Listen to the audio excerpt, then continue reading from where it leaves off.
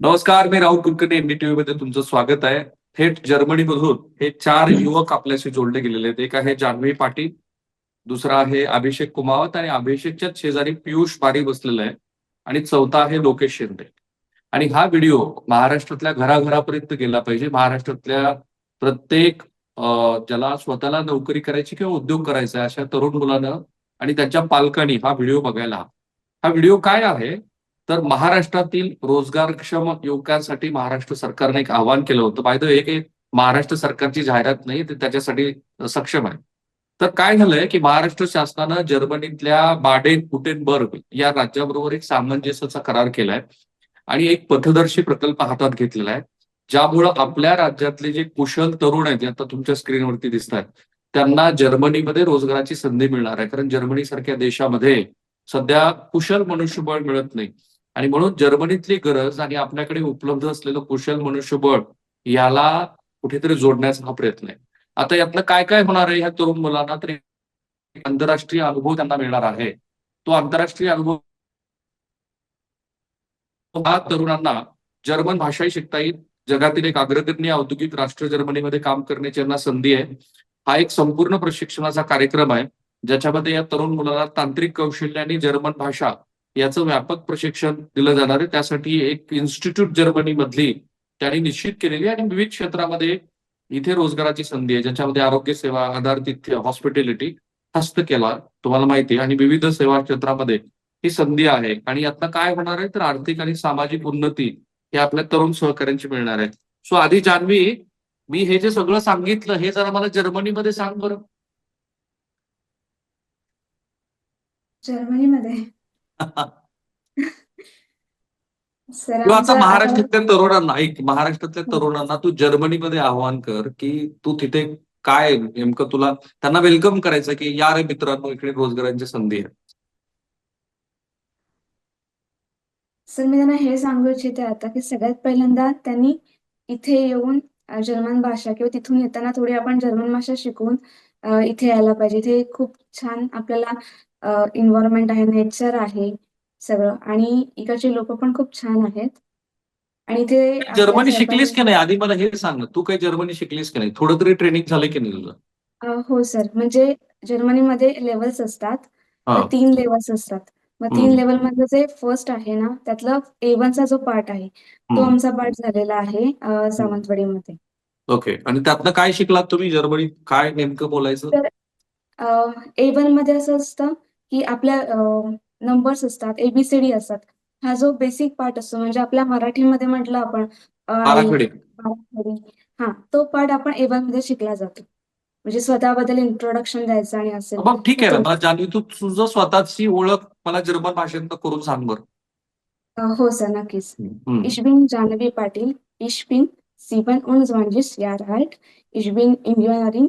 Ich bin äh, Civil Engineering by Profession.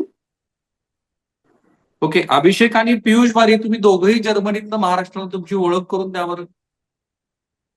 Ich bin Abhishek Kumawat. Ich wohne in Jamner.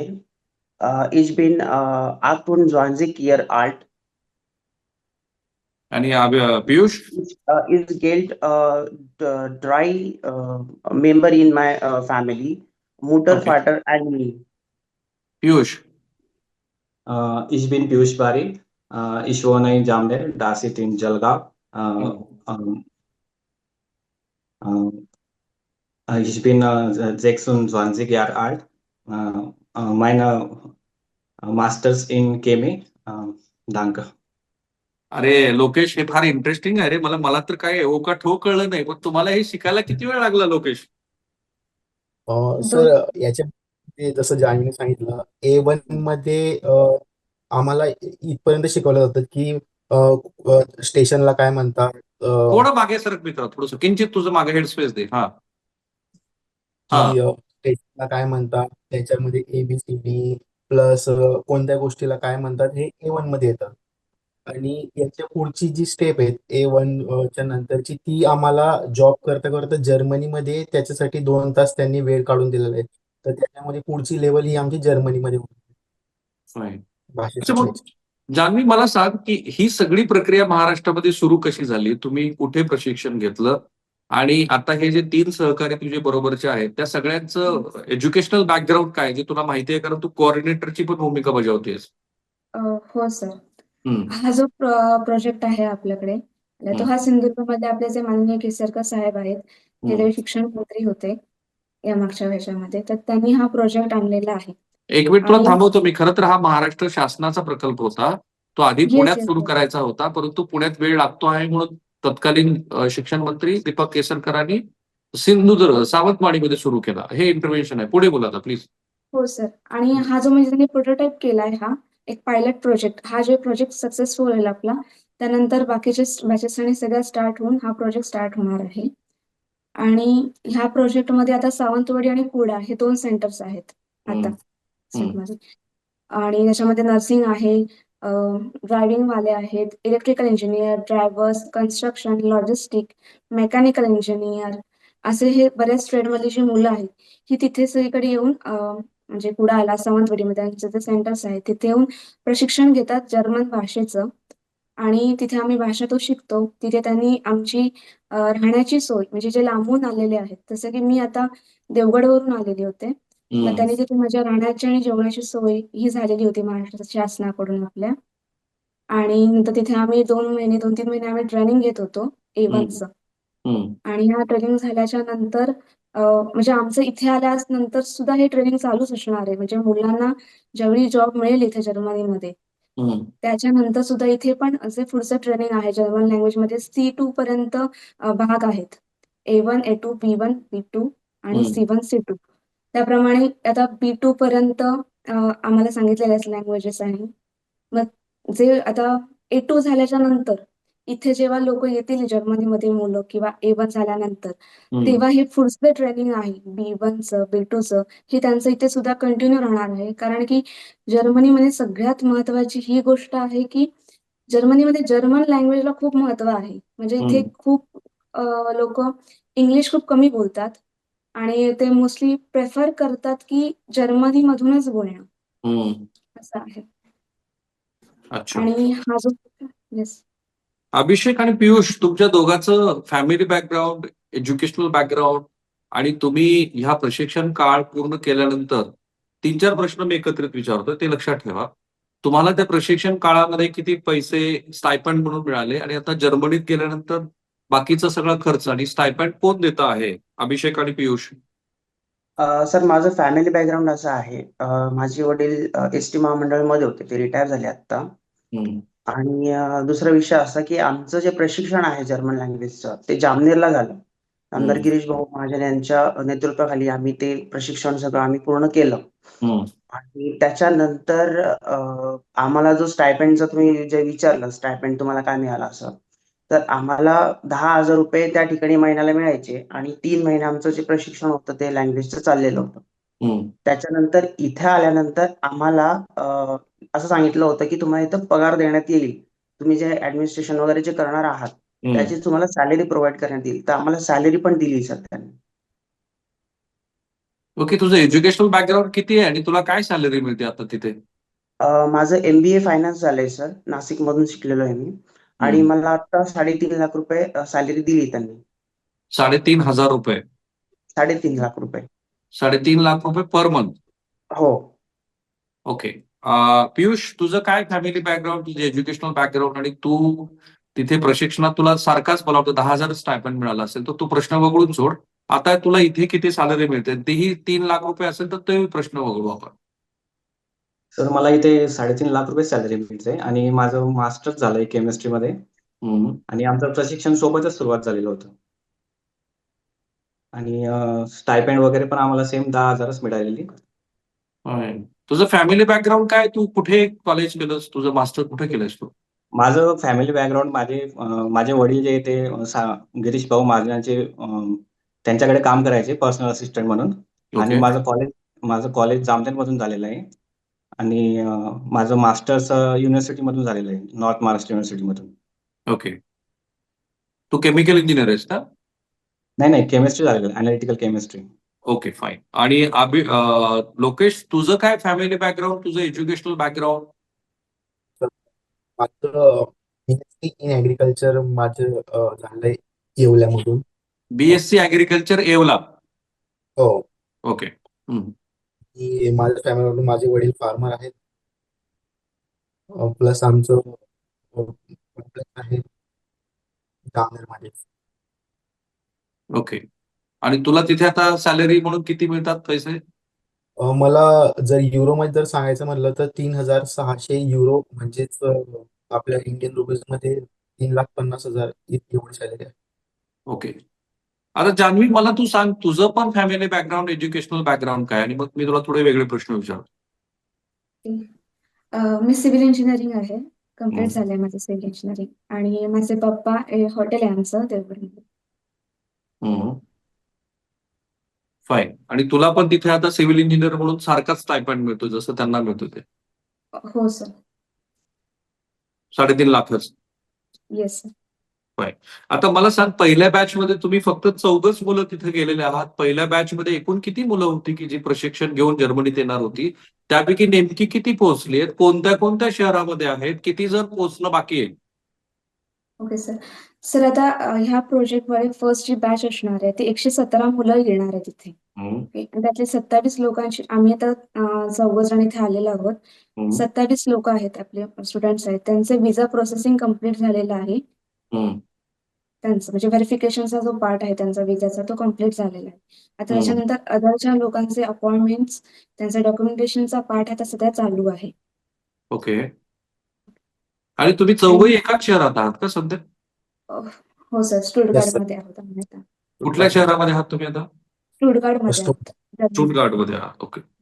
आणि आता तुमचं हे प्रशिक्षण पूर्ण झाल्यानंतर ज्या जर्मन कंपनी बरोबर तुमचं अग्रीमेंट आहे, काय ते गॉथे इन्स्टिट्यूट आहे का? त्याचं काय नेमकं प्रोनाउन्सिएशन?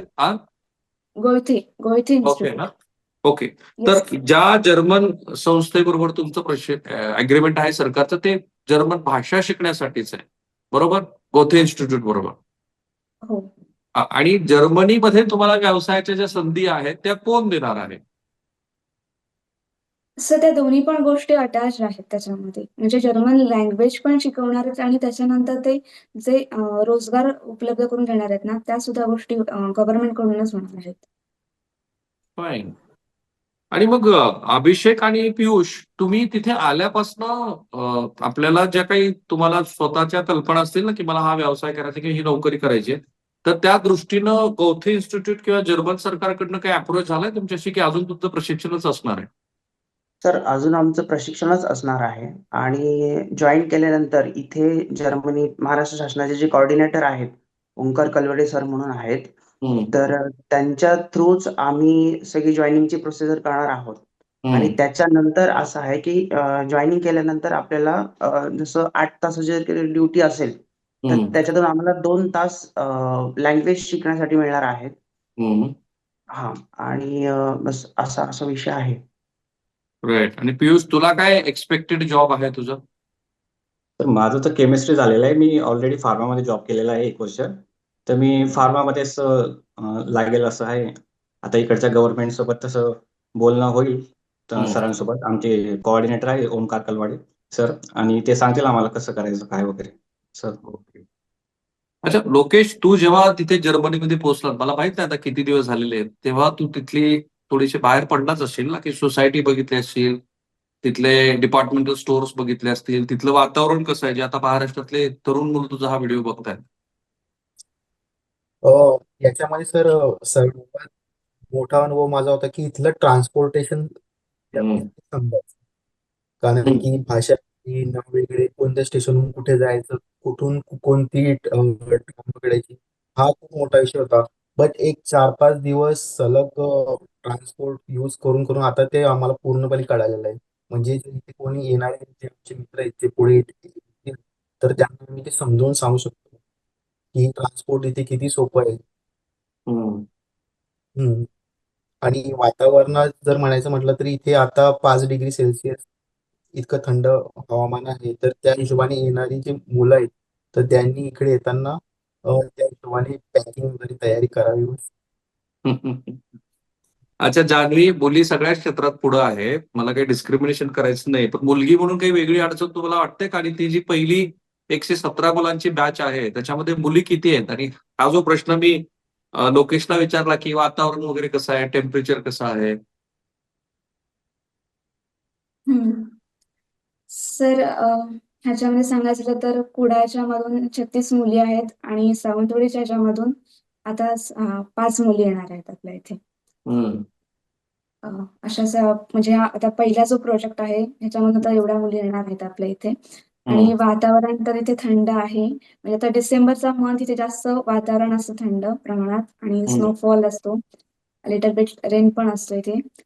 बट म्हणजे तुझं बरं आहे, म्हणजे ठीक तू आहे. थेट तो दमट वातावरणात तू थेट स्नोफॉल मध्येच गेलीस तू जान्हवी. हो, म्हणजे आता सुरुवात होणार आहे, म्हणजे जे मी सर्वे केलेला ना की आता डिसेंबरमध्ये थोड्या दिवसांनी इथे स्नोफॉल आणि स्टार्ट होतो. पण मुलगी म्हणून बाकी तुला काही असा विशेष त्रास नाही झाला ना? मुलगी म्हणून काही वेगळा असा त्रास? नाही सर, मुलगीमुळे ते मला असं सेफ आहे वाटतं. इन्सिक्युअर अजिबात वाटत नाही. सिक्युरिटी पण आहे तिथे चांगलं. आणि रोडवरून चालताना बिलताना पण असे कोणत्याही प्रकारचे इश्यूज आले नाहीयेत आतापर्यंत. आणि जी अरेंजमेंट माझी झालेली म्हणजे मुंबईच्या एअरपोर्ट पासून इथपर्यंत, त्याच्यामध्ये कुठलेही प्रॉपरली म्हणजे काही इश्यूज झाले नाहीत मला. म्हणजे एअरपोर्ट वरून मी जेव्हा एकटी आली किंवा काही प्रॉब्लेम्स असं नाही झालं. जर्मनीला आल्याच्या नंतर तिथून जे पिकअप आणि मला गेलं इथे रूम पर्यंत, तर तरी काहीच प्रॉब्लेम झाले नाहीत माझ्या साईडने. आणि हा जो ट्रान्सपोर्टेशनचा खर्च आहे तो कुणी केला आणि किती पैसे लागले त्यासाठी? सर हा जो सगळं हे गव्हर्नमेंट थ्रू झालेला आहेत आमचे एक्सपेन्सेस आणि जे झाले आहेत, म्हणजे जे जर्मन शिकण्यापासूनचे इथे येईपर्यंत जो सगळा खर्च आहे तो गव्हर्नमेंट थ्रू झालेला आहे आमचा. आणि किती खर्च आला त्या साधारणतः सरकारला किती खर्च येतो आहे तुझा तो? आता तू देवगडवरून मुंबईला आले असशील, मुंबईवरून इंटरनॅशनल फ्लाईट पकडली असशील तू, बरोबर? Yes sir.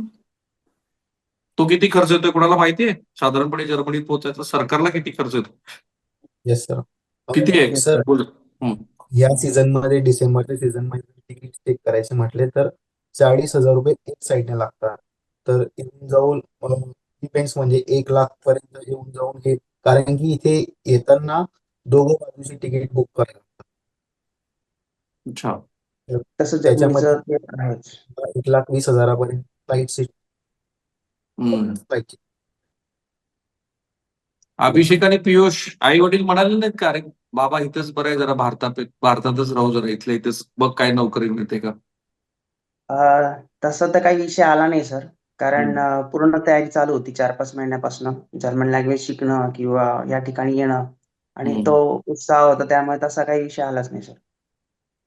पियुषला आला बहुतेक, शांत बसला पियुष. नाही सर, घरचे तर म्हणाले होते की इकडेच कर बाबा, तिकडे काय जातो, भरपूर दूर आहे. पण म्हटलं एक करिअर साठी जायला हवं, थोडंफार तरी सॅक्रिफाईस करायला पाहिजे माणसाने, एवढं तरी. घरच्यांना बराच वेळ लागला समजण्यासाठी, तर शेवटी ते ऐकलं माझं. Okay, great. आणि ही जी 117 मुलं आहेत पियुष आणि अभिषेक, त्याच्यामध्ये त्या मुलांचं क्वालिफिकेशन काय आहे साधारणपणे? त्यात इंजिनियर्स किती आहेत, बाकीची ITI वाली पण मुलं आहेत का? हो, आता जे काही विद्यार्थी येणार आहेत सर, 117 विद्यार्थी, तर त्याच्यामधून काही फिटर्स आहेत, ITI झाले, टेक्निकल झालेले फिटर, मेकॅनिकल, इलेक्ट्रिशियन आहेत, वायरमन आहेत, आणि मग अदर फील्डचे पण आहेत, जसं इंजिनिअरिंग म्हटलं आपण किंवा केमिस्ट्री किंवा ऍग्रिकल्चर, असे सगळे याच्यातले क्षेत्रातले विद्यार्थी हे आहेत 117 जण. आणि नेक्स्ट वीकमध्ये, आता ह्या वीकमध्ये 3 जण येणं अपेक्षित आहेत. 2 डॉक्टर, एक MBBS डॉक्टर आहेत 2 जण, आणि एक नर्स आहे सावंतवाडीवरून. हो, डॉक्टर पण येतात तिकडे जर्मनी? हो, हो, डॉक्टर पण येणार आहेत. त्यांचं जे कोऑर्डिनेशन आहे, जे नर्स किंवा जो नर्स स्टाफ आहे, त्यांचं जे कोऑर्डिनेशन आहे महाराष्ट्र शासनाच्या थ्रू, तर हे सगळं कोऑर्डिनेशन ते बघतील. अजूनपर्यंत इथं नर्स स्टाफची वगैरे जी अदरची जे विद्यार्थी आहेत, त्यांची सगळी प्रोसेस चालू आहे. आता त्यांचा विजा येण्यामध्ये आहे, आणि हे जे 22 विद्यार्थी होते, जळगावचे जे 17 विद्यार्थी आहेत, त्यांचा ह्या महिन्यामध्ये विजा आला पाहिजे. एक 4-5 दिवसात त्यांचा विजा येईल, आणि त्याच्यानंतर ते प्रोसीड करतील पुढे यायला. पण तुम्ही जेवण काय करता? नॉनव्हेज वगैरे खाता? चपाती तर मिळण्याचा काही प्रश्न नाही तिथे? जेवण आम्ही स्वतःच बनवतो सर. अच्छा, पीठ घेऊन गेलात जाताना तुम्ही? हो, इथं मिळतं सर सगळं. इथे मी अच्छा. इंडियन स्टोअर आहे. इथे इंडियन स्टोअर आहे सर. हा, बोल.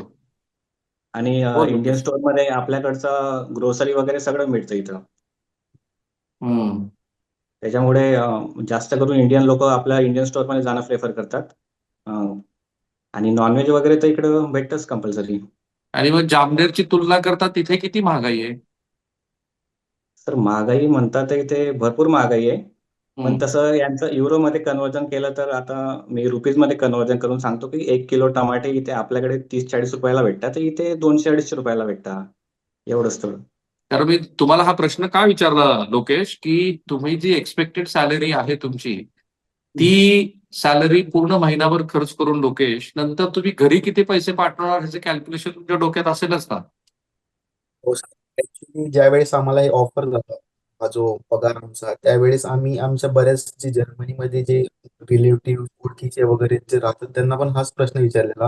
हम्म. तर ज्यावेळेस त्यांनी सॅलरी सांगितलं तर त्यांनी आम्हाला रिप्लाय दिला की ही खूप परफेक्ट सॅलरी आहे जर्मनीमध्ये सर्व्हाइव्ह करण्यासाठी, सर्व्हाइव्ह म्हणजे चांगली लाईफ जगण्यासाठी. जर एवढा सर्व खर्च करूनही तुम्ही घरी 1,80,000 पर्यंत तुम्ही घरी पैसे पाठवू शकता. ग्रेट. आता मला 2-3 प्रश्न जान्हवी तुला विचारायचे आहेत. मला सांग, की महाराष्ट्रातल्या तरुणांना, आता तुम्ही चौघही तरुण महाराष्ट्रातले सगळे व्हिडिओ हे बघणारच आहेत तुमचे. महाराष्ट्रातल्या तरुणांना जर्मनीमध्ये काय संधी आहे? जर्मनीमध्ये तू वाचन केलं असणार किंवा तुमच्यापैकी ज्यांनी कुणी याचा डिटेल्स अभ्यास केलाय. जर्मनीमध्ये नेमकी कुशल मनुष्यबळाची किती गरज आहे जान्हवी? सर ह्याच्यामध्ये की नाही जर्मनीमध्ये खूप जास्त इथे गरज आहे. कारण की इथे जरी प्लंबर जरी पाहिजे असेल आपल्याला, तर 2-2 वर्ष त्यांनी ज्यावेळी इन्क्वायरी करतात ते प्लंबरसाठी, तर 2-2 वर्ष इथे प्लंबर मिळत नाहीये. अशी इकडची ॲक्चुअल कंडिशन आहे. ओके. म्हणजे कुठलाही मग त्याच्यासाठी मग ड्रायव्हर अवेलेबल होत नाहीये हम्म. तिथे. म्हणून आपल्या इथून त्यांना इलेक्ट्रिकल प्लंबरमध्ये plumber, fitter, train driver, truck driver, नर्सिंगचा जो स्टाफ आहे, इलेक्ट्रिकल इंजिनियर, मेकॅनिकल इंजिनियर, हा जो सगळा जे आपले ट्रेड्स आहेत ना, त्यांना इथे सगळ्याच गोष्टींची इथे गरज आहे आता. आणि ग्रेट. ह्या म्हणजे इथे म्हणजे लोकांना सुद्धा की नाही इथे खूप अवेलेबल होत नाहीयेत लवकर म्हणजे जे एज्युकेटेड लोकं आहेत. हम्म. इथे जसं पॉप्युलेशन आपण थोडंफार कमी असं पण म्हणू शकतो विथ कंपेअर टू इंडिया.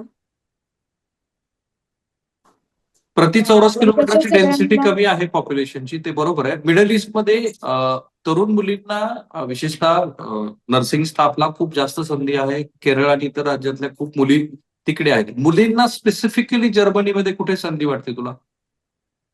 तर नर्सिंगचा स्टाफ आहे आणि इलेक्ट्रिकल आणि मेकॅनिकलला पण आहे सर. कारण की आपल्या इंडिया म्हणजे जे आता आमच्यासोबत शिकत होती मुलं, तर ती मोस्टली इलेक्ट्रिकल इंजिनियर किंवा मेकॅनिकल इंजिनियर आणि नर्सिंगवाले प्रोफेशनची जास्त आहेत. मग त्या सगळ्या मुलांना इथे संधी आहे. म्हणजे मुलींना सुद्धा ह्याच्यामध्ये. ओके. हॉस्पिटॅलिटीमध्ये पण मुली येऊ शकतात. Hotel yes sir. वगैरे I yes really sir. Don't know ते काय स्टेटस आहे. Yes, yes. हॉस्पिटलमध्ये पण येऊ शकतात सर मुली इथे.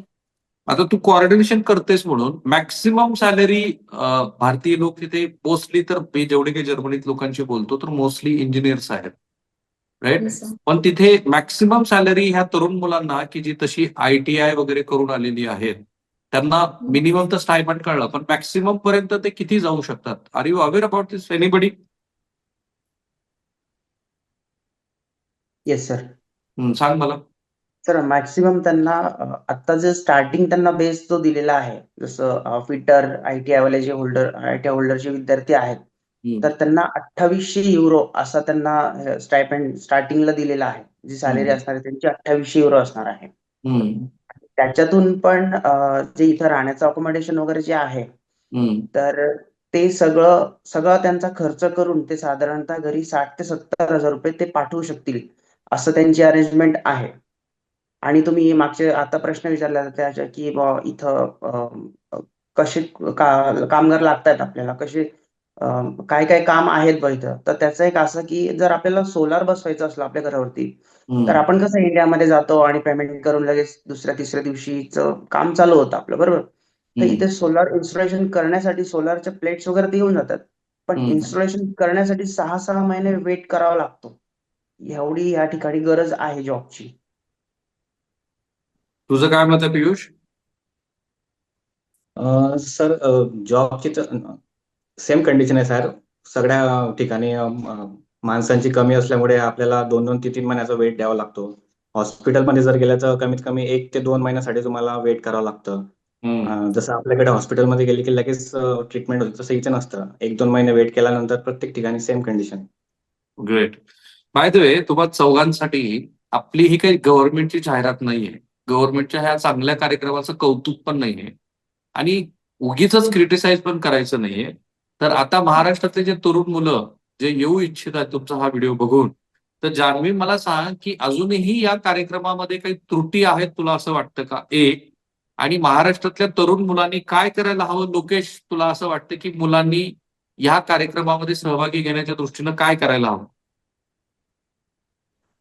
येस सर, म्हणजे मला तरी असं वाटतं की अगोदर ही स्कीम ज्यावेळेस चालू झाली तर त्यावेळेस युवकांमध्ये बरेच मिथ होते. त्या मिथला एकदम पॉइंटलेस होत्या की हे असं असतं, तिकडे तसं असतं, तिकडे लोक हे करतात ते करतात.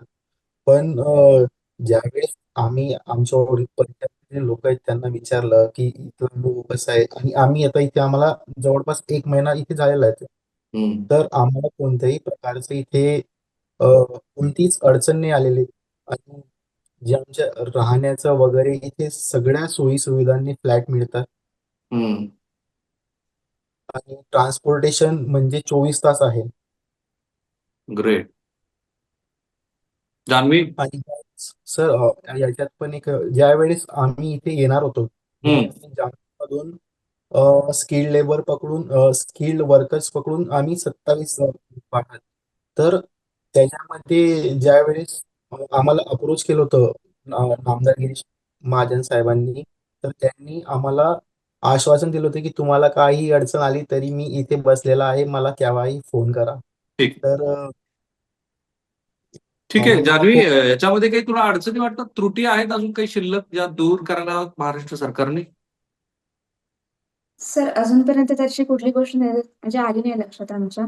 बट मी मुलांना एकच सांगू इच्छिते की सगळ्यात पहिले इथे येण्याच्या अगोदर आपल्याला एक बेसिक जर्मन लँग्वेज थोडंफार येणं गरजेचं आहे. आणि तो प्रशिक्षण तिथे येऊनच आपण इथे येणार आहोत. ग्रेट. पहिले जे पेपर्स आहेत त्या तिथे थोडा कम्प्लीट करणार आणि त्यानंतर आपण इथे येणार आहोत. म्हणजे जसं आमच्यासोबत झालं तसं मग सगळ्या मुलांसोबत पण सेम गोष्टी होणार आहेत. ग्रेट. पण ऑपॉर्च्युनिटीज खूप आहेत असं तुझं मत आहे जर्मनीमध्ये? Yes sir. Okay, fine. आता तुम्हा चौघांना मी एक छोटा टास्क देतो, त्यातलं तर तिघांनाच तुम्हाला तो करायचा आहे.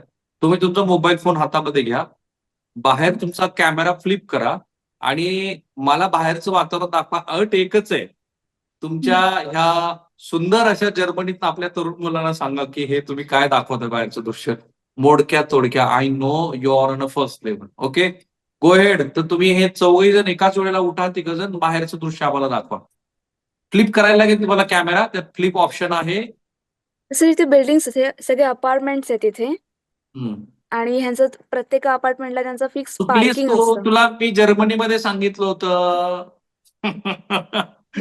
बोल, जर्मनीमध्ये सांग काय आहे ते, हे स्ट्रीटचं नाव काय?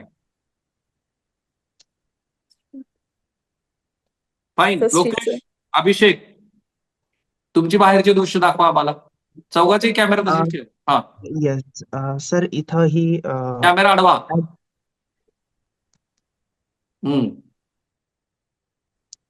ही ऑटो आहे. ऑटो म्हणजे जर्मनीमध्ये कार म्हणतात तिला. आणि बस इथं बिल्डिंग्स आहेत. That's it. तू पण चुकला, तुझेही मार्क 0 गुण. तुला जर्मनीत सांगितलं होतं मी. राहिलाय लोकेश. लोकेश, फाईन. तर ही दृश्य फार महत्वाची आहेत. हे बदललेल्या एका प्रयत्नातनं बदलू शकणाऱ्या तुमच्या आयुष्याची ही गोष्ट आहे. आणि म्हणून मी म्हटलं की महाराष्ट्रातल्या सगळ्या प्रेक्षकांनी ज्यांच्या घरामध्ये ज्यांना पुढे चांगल्या संधीच्या जे शोधात आहेत ते, आणि जे पालक केवळ इंजिनिअरिंग आणि डॉक्टर्सकीचा विचार करतात, सगळ्यांना तीच विनंती आहे की हे व्हिडिओज तुम्ही अधिकाधिक लोकांपर्यंत पोहोचवा. महाराष्ट्रातल्या एज्युकेशन, शैक्षणिक वर्तुळात सगळी चांगली गोष्ट काय असेल तर आपल्याकडे खाजगी संस्थांमुळं एक चांगल्या पद्धतीचं शैक्षणिक वातावरण आहे. अनेक कुशल मनुष्यबळ निर्माण करणाऱ्या संस्था महाराष्ट्राच्या कानाकोपऱ्यामध्ये आहेत. अर्थात मला या एका राजकीय नेत्यांना क्रेडिट द्यायचं, ते म्हणजे वसंतदादा पाटलांनी महाराष्ट्रामध्ये खासगी शिक्षणाला वाव दिला. त्यानंतर फीस भरमसाठ वाढल्यात, हा त्यातला अपप्रवृत्तीचा भाग आहे. पण ही जी दृश्य माझे हे 4 तरुण सहकारी मित्र अवघ्या महाराष्ट्राला दाखवतात ते महत्वाचं आहे. जर्मनी बुला रही है भाइयों. जर्मनीवरती चढाई करा.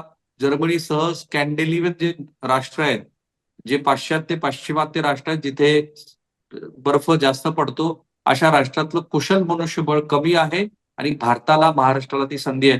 तुम्हा चारही मित्रांचे धन्यवाद. हॅव अ नाईस डे आणि चांगलं करिअर. जान्हवी, तुझंही पुढं कौटुंबिक सगळं व्यवस्थित होवो आणि तुम्हा तिन्ही मित्रांना, दोस्तांनो, थँक्यू सर. भारतात परत यायचंय तुम्ही तिघाही मित्रांना लग्न करायला, बरं का? हो sir. Yes sir. Thank you. Take care. Bye. Thank you शुभेच्छा. सर. आणि जर्मनीत काय म्हणतात त्याला? सायोनारा वगैरे Danke. म्हणतात? जपानमध्ये सायोनारा म्हणतात ना? नाही सर. काय म्हणतात इकडे? जर्मनीमध्ये Cheers. थँक्यूला डांक म्हणतात सर. डांक म्हणतात. थँक्यू मित्रांनो. Thank you. Bye. Take care. Bye. Thank you. Bye.